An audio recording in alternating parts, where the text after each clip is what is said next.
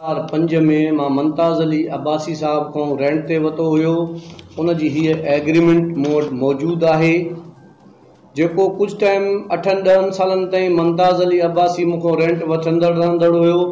उन खां बाद में हुन जे वफ़ात खां पोइ कुछ पंहिंजो चाचन भाटन जो जिब्रान अब्बासी और सईद अहमद अब्बासी उन जो सोट doctor Mushtaq Ali Peoples Party जो को आहे बाशऊर माण्हू ताक़तवर माण्हू उन जे ज़ोर ते मूंखे कंहिं टाइम खां वठी परेशान कंदा आया। उन्हनि जे ॿिनि पुटनि जी 2017 जी मूं वटि मौजूदु आहे।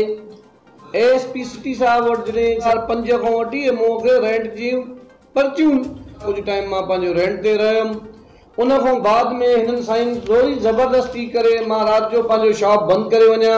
हे मुझे दुकान जा ताला भञी कटे पंहिंजा ताला हणी वञनि। 4 खां 4:30 बजे दरां मार्केट थाणे जो SHO सदोरो लाशारी, दड़ी थाणे जो नूर मोहम्मद मुगैरी SHO, ये 4 मोबाइलियूं 2 प्राइवेट गाड़ियों काए 15 जी पुलिस वडी मुझे मेडिकल स्टोर ते चौधारी घेराव करे मुझे छोकरन के अंदर विहारे चे बाबा पा घुराए वियो आहे गजी आयो आहियां मां चे सईद अहमद अब्बासी ता ते FIR कटाई आ ता उन जे मुंशी को फुर कई आ जेको भुटो अली दिनो भुटो आ उन जे मार्फत मुझे मदों मुझे पुट जे मदों 2 भाइरन जे जिब्रान अब्बासी सदाम अब्बासी मदों FIR कटी वई। मां गरीब जो जुल्म जी इंतहा कान पुछी वई।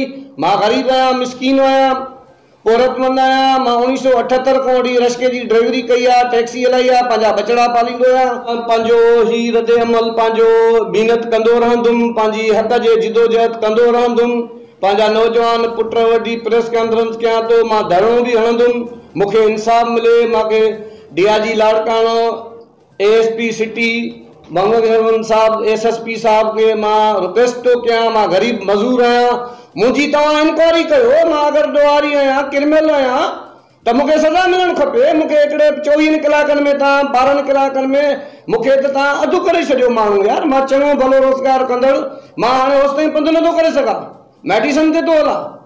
मां गरीब जो झुगो भी हलियो हुयो मुंहिंजो रोजगार भी हलियो हुयो मुंहिंजो मेडिसन भी चुरायो हुयो मुखे बेघर भी कयो हुयो एग्रीमेंट को अॻु में वरी मुक्ते हे लेबल भी FIR जो त तूं फुर कई आ वरी जॾहिं फुर कई आ तो उन जा भाटिया उन महिल छॾे ॾिननि मुंहिंजो पुट 10 ॾींहंनि को अंदर गुम करे छॾियनि नेट मजबूर थी मूंखां दुकान खसे पोइ मुंहिंजे शाज़िब खे हिननि आज़ादु कयो जेको उन जे ॾिनो वञे।